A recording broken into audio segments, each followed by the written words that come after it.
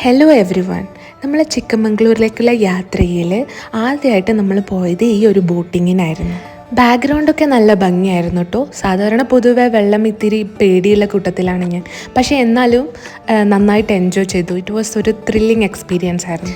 അത് കഴിഞ്ഞിട്ടാണ് നമ്മൾ റിസോർട്ടിലേക്ക് ചെക്ക് ഇൻ ചെയ്യാൻ പോകുന്നത്. ഇത് ഒരു പ്ലാന്റേഷൻ്റെ നടുവിലായതുകൊണ്ട് തന്നെ ഒരു ഓഫ് റോഡ് എക്സ്പീരിയൻസ് നമുക്ക് കിട്ടി. അത് കഴിഞ്ഞ് ചെക്ക് ഇൻ ചെയ്ത് വെൽക്കം ഡ്രിങ്കിനൊക്കെ ശേഷം നമ്മൾ ഇങ്ങനെയാണ് റൂമിലോട്ട് പോയത്. റൂം കുറച്ച് മേലെ ആയത് കാരണം ആണ് അവർ നമ്മളെ ലഗേജും നമ്മളൊക്കെ ഇങ്ങനെ കൊണ്ടുപോയത്.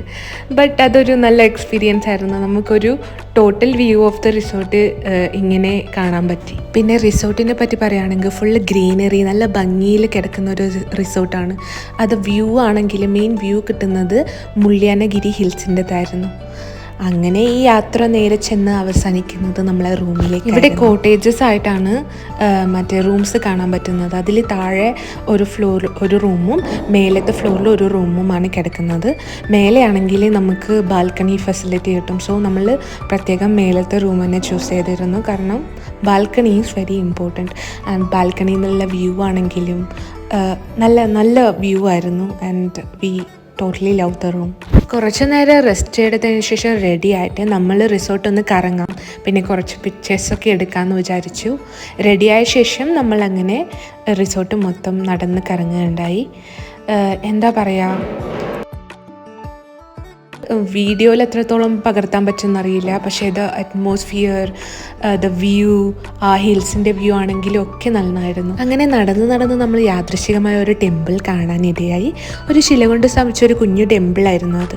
അങ്ങനെ കുറച്ച് ടൈം സ്പെൻഡ് ചെയ്തതിന് ശേഷം നമ്മൾ തിരിച്ചു പോകും. നല്ല ടയേർഡായിരുന്നതിനാലായിരിക്കും ഒരു നാപ്പ് കഴിഞ്ഞ് എഴുന്നേൽക്കുമ്പോഴത്തേക്ക് ഡിന്നർ ടൈമായി. ഡിന്നർ നല്ല ഡിഷസൊക്കെ കഴിച്ചിട്ട് ഞാൻ ഡെസേർട്ട്സ് കുറച്ച് കഴിക്കുന്നതാണ് നിങ്ങൾ. അത് കഴിഞ്ഞിട്ട് നമ്മളൊരു നൈറ്റ് വാക്കിന് പോയി. ഡേ ലൈറ്റ് വാക്കിനേക്കാളും ഒരു ഡിഫറെൻറ്റ് ഫീലിംഗ് ആണ് നൈറ്റ് വാക്ക് തന്നത്. പിന്നെ തിരിച്ചു പോയി ഒരുറക്കമൊക്കെ കഴിഞ്ഞ് എഴുന്നേറ്റ് ഇങ്ങനെ ബ്രേക്ക്ഫാസ്റ്റ് കഴിച്ചു. പിന്നെ അധികം നേരമൊന്നും ഉണ്ടായിരുന്നില്ല ഫോർ ചെക്ക് ഔട്ട്. അതുകൊണ്ട് നമ്മൾ നേരെ പോയി ഫ്രഷനപ്പായി കുറച്ച് നേരത്തെ അങ്ങ് ചെക്ക് ഔട്ട് ചെയ്തു. കാരണം നമുക്കൊരു കഫേയിലും കൂടി കയറാൻ പ്ലാൻ ഉണ്ടായിരുന്നു.